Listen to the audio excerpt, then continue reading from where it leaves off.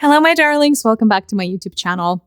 If you're new here, my name is Mariya. This is a channel about spirituality. Please subscribe below to see more videos like this. Today, I figured I would share my awakening story with you guys. I have gotten a lot of requests to do this. I shared my story at one point on Instagram 3,000 years ago, and now is the time to share it, perhaps in more detail. I also have my water here. In case I get thirsty, because, talking about yourself can get stressful. So I need some aid. Anyway, I have been thinking about this video a lot because I want to make sure that I do right by my story and I tell you things exactly how they happened, because nothing could have prepared me for my awakening. If you were to ask me, I did not think that this was even going to be real. Like, I did not think that my life was going to take this trajectory. And if you asked me, I don't know, like 7 years ago, what my future would hold, I would tell you I'm a business person. I'm a businesswoman. I'm an entrepreneur. I will always be building companies. I will always be managing a lot of people. And I would be content to just be rich and, I don't know, as shallow as it sounds, like be rich. Yes, that was a part of it, I guess, but really build something bigger than myself. But I wanted to do it in the business sense. So that was the Mariya prior to my awakening, which happened in the summer of 2018. So I was at the time living in Manhattan, running my startup. Oh gosh. And it was an interesting time for me. Now, I think that in order to truly understand what prompted my awakening, we have to look a little bit deeper than the actual happening. I did have a happening, like I did have an event, something that divided my life into the before and the after. But even prior to that, I started getting curious about spirituality, I think, really early on, but more so from the perspective of like tarot cards, right? In my teens, I was already captivated with tarot. I didn't study tarot, but I would get readings done. And depending on the reader that you would get, sometimes their predictions were really spot on. So I think I was always curious. I was also raised Christian. I was baptized Russian Orthodox. So there was a lot of that in my background, although my family is not really religious at all. My dad is an atheist. Even to this day, he'll tell you he does not believe in God. Now, as long as God believes in him, I think we're all good, right? I moved to the U.S. when I was 19 to pursue the American dream. And so my life prior to my awakening in 2018 has been that. It has been a lot of hard work and a lot of, the setting of the big goals and all of that. So very different from, I think, my perception of what truly matters today. Now, I started getting into spirituality just by consuming some content that happened prior to my awakening. I think maybe about 2 years prior, I started just listening to random YouTube videos here and there about a variety of topics, nothing really all that specific. And I had some YouTubers that I followed at the time. And the only other thing that I could identify as a precursor to my awakening was the fact that I gave up meat about 5 years prior to my awakening. So no meat of any kind. At the time, I was still eating fish though, right? So there you have it. If you believe that food is connected to awakening, which I do, that kind of gives you the context of what I was working with. Now, I was watching, here's what happened. I was watching a YouTube video one day, and there was this lady who talked about astral projection. And she started talking about the fact that when you're astral traveling or when you're lucid, like when you're dreaming, people who are quote unquote average would just take the dream as it comes. Like you are just the participant in the dream just happens to you. But she says when you essentially awaken to the fact that you are more than your body, so to say, and you awaken to the fact how much power you actually wield, then what you can do inside of the dream is change your landscape, the dreamscape entirely. I was fascinated with the idea and it stuck with me. And so my awakening actually happened unprompted when I was on vacation with my parents in Portugal, the summer of 2018, and it started via a dream. It happened through a dream. So I was in a dream, and it was a very creepy, like morbid looking castle, and I was alone inside, and it was pretty miserable looking. It had all these creepy paintings, and essentially I found myself in a place that I didn't want to be. And somehow I remembered in a dream, because like sometimes when you lucid dream, you awaken to the fact that you are in a dream, you're sleeping, but you're aware of the fact that you're dreaming inside of a dream. And that's what happened for me. And so I looked at this castle, and my normal go-to would have been to just run away or hide or try to escape the castle. But in that dream, I was like, no, I have power. I can, I'm sleeping. I can remodel this castle. And so I started making these pink bubbles of energy between my hands. Don't ask me why. And started throwing them at walls of the castle. And the moment that my pink bubble would collide with the wall of the castle would light up and like turn golden for a quick second. But then the pink bubble would disappear and go through a wall. And then I found myself in the middle of the same morbid, creepy castle. And so I was doing that for a while, like trying to throw pink balls at walls inside of a dreamscape, until I see, like, my attention in a dream was directed to a window. So here I am sitting in this dark, crazy, creepy castle, and then I see a window, and the window was golden, and the light was coming through the window, and I hear a voice, and the voice tells me, Mariya, you don't have the magic of the pink ray yet. Try using the gold one. But that voice, I cannot explain it. It was like God spoke to me. That's how it felt. It didn't feel like it was coming from the dream, because it's almost like the frequency of that voice was so high that it like reverberated against like the walls of this castle. It was just bigger than life. And I was like, wow, thank you. And so I started making these golden spheres in between my hands. Like when I made this like one large golden sphere, and I blasted it out, and then the entire castle changed in my dream. It was so beautiful. And I walked out of the castle. I was walking the grounds, and everything was pristine and beautiful and perfect, like a fairy tale castle, as opposed to, I don't know, the Count Dracula castle, which it was prior.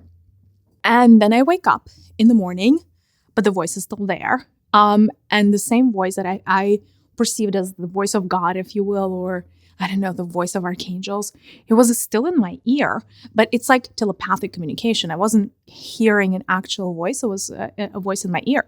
And so that's how my clairaudience opened up. At the time, I had no idea what clairaudience even was, but I knew that that voice was not me. It sounded male. Instead of my voice, my inner voice sounds female, actually. I don't know if you guys, have you ever paid attention to the gender of your inner voice? Try that, because, the more I now communicate with my guides, I really do notice, the different tempos of the voice, and are they male, female? Sometimes it's a kid that talks to you, sometimes like an elderly person. They really, the guides have really very different facets that they come through. And so that voice remained with me. And it started telling me things that were pretty interesting around the world of spirit. The voice told me that it was one of my spirit guides, and the message that was coming through was so clear. It was like a person was talking to me, only it was in my head. And I knew it wasn't my voice, because the things that the voice was telling me were either contrarian or somehow enlightening, like they provided a new perspective for me.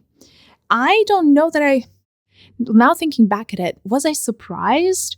I don't know that I was surprised. I was excited, because I think a part of me has always known that there's something bigger than what meets the eye. There's something not right with this reality. Like it's as if we're not using all of our faculties, all of the facets of what's available to us. And so when the voice showed up and remained, I wasn't terribly surprised. And then essentially the voice told me that, it was meant to awaken, that I actually was a little bit late on my awakening process, that my guides were hoping to wake me up earlier. And so now they had to put me on a fast track towards who I was meant to become, towards my mission and why I showed up in the first place. And the voice promised me that I was going to be given the keys to a lot of knowledge and all of that fun stuff. And then they told me essentially that if I wanted to speed up my pace of awakening, I would have to give up alcohol. Now, at the time, it's not like I was like a drunkard, but I would have wine a couple of times a week as a stress relief. I was in building startups. That's a stressful job. When you're fundraising, it gets intense. And so essentially I was like, oh God, give up wine. But then the voice told me that the same pace of awakening that I could get in 2 months of my life without drinking would equate to 2 years while drinking or like while having wine. And for me, it was really, really easy. From there, I gave up on the spot. Haven't had a drop of alcohol since and never looked back. And from there, some intense things started happening. So the voice told me everything that I possibly wanted to know about my immediate spirit family, like immediate soul family. There are 8 of us. So, I literally, I think I already started channeling at the time. But the voice was speaking. I was just writing things down on my phone. And then, oh my God. So the first 2 weeks were very intense. And I'm really glad that I was on vacation for the vast majority of it, because essentially what they needed to do, my guides, the higher powers, they needed to expand my light bodies so that information could start pouring in. And so I could start working with a number of my guides.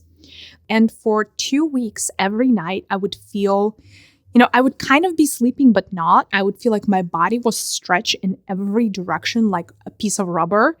And then massive amounts of light were just like penetrating my body,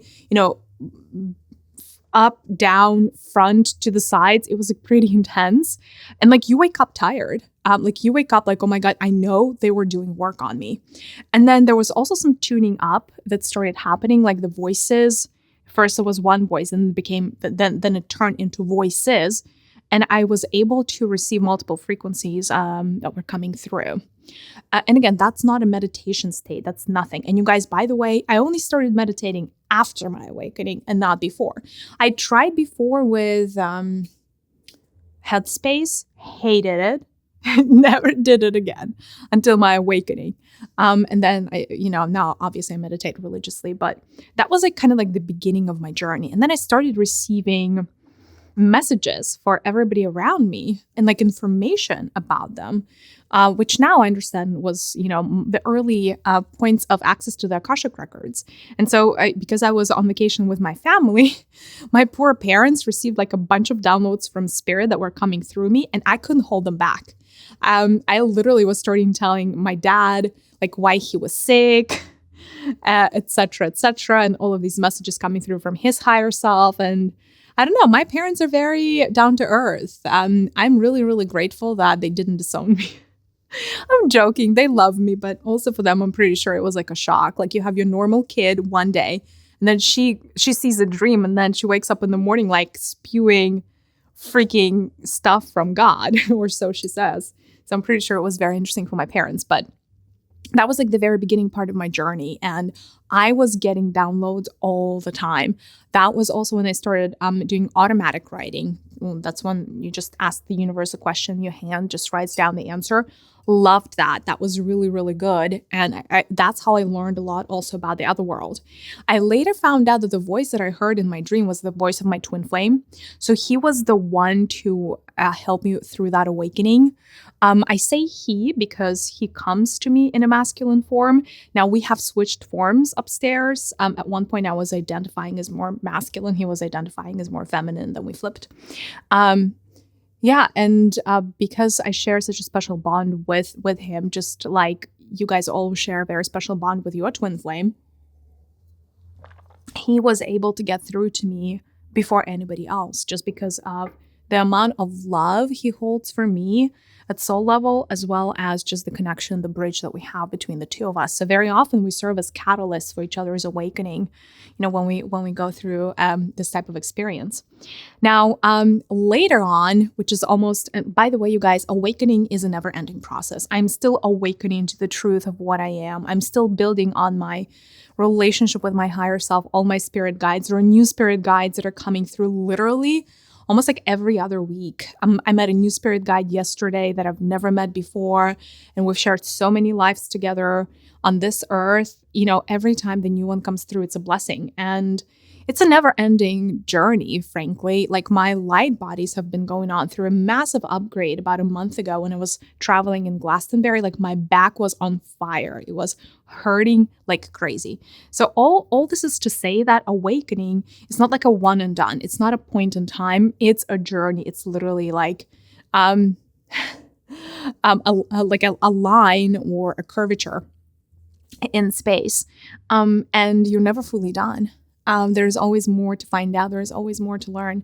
But I wanted to tell you about the second part of this, which is what got me onto the work that I'm doing right now, and into starting my podcast. So, my husband, was going through his own awakening, actually almost on the same timeline as I was, but it felt like very different for him. So our paths are so aligned. It's like crazy. It's 1,000,000,000% planned upstairs. And he at the time got curious about hypnosis. So he took a course. He was taking the course by Dolores Cannon. Love her. Sometimes I get compared to her. Sometimes when people want to offend me, they're like, "Oh, and you sound like Dolores Cannon." And I'm like, how is this supposed to be offensive? The lady is a legend. So if you ever try to insult me in comments, you guys, by using Dolores's name, please know it's not going to work out, because I take it as the greatest compliment, because she's one of my teachers. So we took the class in hypnosis that Dolores, taught at some point. It's recorded. It's now available online. You guys can all take it if you're curious. Highly recommend it. And essentially what it is, it's a very simple technique to get somebody into a hypnosis state. And as part of this exercise, you're meant to practice. And I took the class as well with him, and we practiced on each other. We practiced, he was getting me under hypnosis. I was getting him under hypnosis. And then essentially there is, with Dolores's technique, the way that hypnosis happens is you usually do like a past life regression, and then you meet up with, your higher self or an oversoul after you see the past life, and you're able to ask the questions from your higher aspect around why you were shown a particular life. So my higher self came up really, really strong. And like that connection, like she came with such force that I think Sergey, my husband, was, taken aback a little bit, because she is powerful. Like when I channel, she's really powerful. She's not shy. Anytime you guys watch a video with my eyes closed, I connect to my higher self. I channel her. Yeah. And then, so we started practicing some more, and we've realized that essentially anytime I was under hypnosis, he could ask me any question, or he could ask my higher self any question.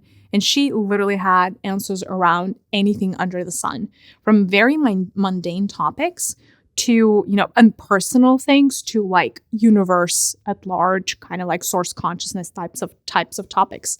And initially we started just recording all of those sessions for ourselves. And, that was the time when Sergey started getting into the twin flames, and, he started asking her about the twin flames. And so we recorded even a few meditations that she recommended. And I think it was just a matter of time. Now, I was on the fence. I was not at all interested in recording myself for the people. I was very much in my little closet of comfort, just, being in business and, just doing my business things. And I think Sergey knew. And so he bought our first microphone and really got the quality of the sound to be a lot more professional. And The beginning of what happened are the first episodes of Conversations with My Higher Self, which we have now rebranded as This is Mariya podcast. But the first, I don't know, many months of Conversations with My Higher Self podcast was just me in a hypnosis state. I was lying on the bed, my eyes closed. And Sergey would just ask me questions, and there would be a mic right next to my mouth. And he would just, ask me questions about everything. And we recorded it and turned that into a podcast. And the rest is history. So that's really probably like the next step of how I started connecting with my higher self. And then, I learned to bring myself into the hypnotic state without needing any assistance. And now I can do it sitting down. And, my connection with my higher self has really, really grown. At one point, hopefully, fingers crossed, I'll be able to channel without the eyes closed. But, there are challenges associated with that, actually, because when I channel, my third eye is really, really active. So a lot of the times information that comes through, especially when I'm doing any type of meditation or when I'm explaining how the energy works, like what you're supposed to do to heal a particular ailment, they're showing it to me. My guides are showing it to me as a picture where like an image, a moving image. And it's actually better to have your eyes closed when you're trying to tune into that, because with your eyes open, can actually, over time, if you do a lot of channeling with your eyes open, but your third eye is really, really activated, your normal eyesight can worsen. And I need my eyesight because I'm also a writer. Oh my gosh. How I channeled my first book, that was like a whole other situation. I was not going to talk about it, but I'm doing this in the flow and it feels aligned. So I first started doing my podcast and I was really, really comfortable in the audio format. We just had one podcast at the time. And then I got a commission from Spirit to write a book. I've always been tempted to write a book. I've started 3 times in my past lives. Not past lives, I shouldn't be saying that, because sometimes when I say that, it actually means a past life. But no, when I was younger, I tried starting, I started writing books, most of them in the fantasy genre. I never finished one.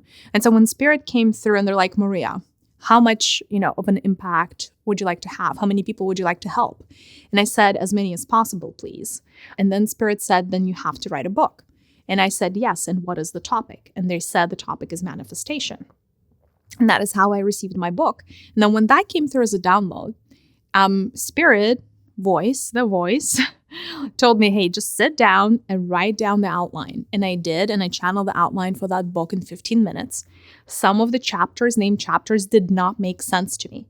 Like, if you asked me what the stacking principle was, I would have been like, what? I have no idea what the stacking principle is. And that is, of course, one of my chapters now in 72 Keys to Manifestation.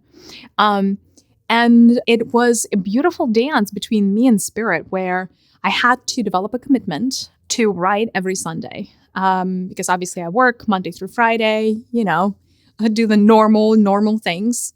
And in order for me to tune up to the energies and really channel, I need to be in my own zone, and writing takes it to a whole other level. And so I chose that Sunday is going to be my day for writing. Now, the sun, Sunday, day of the sun.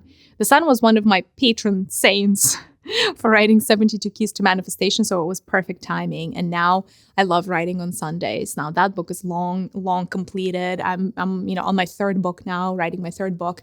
And my Sunday routine is just being in my writer's shoes, and I really, really love it. But this was the first book that I've ever completed, and I had so many fears that I was never going to be able to finish a book. And now I know that is not a fear based on anything real. That was just that, a fear. And we are never complete. We're always unfolding. Our light bodies are always evolving. I could probably talk to you for another 30 minutes about all the different symptoms of awakening that I have personally experienced. I don't know, maybe I'll make a video about etheric wings. If you want me to make a video about etheric wings, please let me know in the comments and how they open up and all the mess that surrounds it. I'm really, really happy to do it. All right. Please, in the comments, let me know if you've had any similar experiences to me. Or if you have any questions, happy to respond, hopefully in the future video. This was so long. I hope that, and thank you for sticking around for so long if you are still here. I hope this was helpful. I'm sending you a big virtual hug, and I'll see you in the next one. Bye, loves.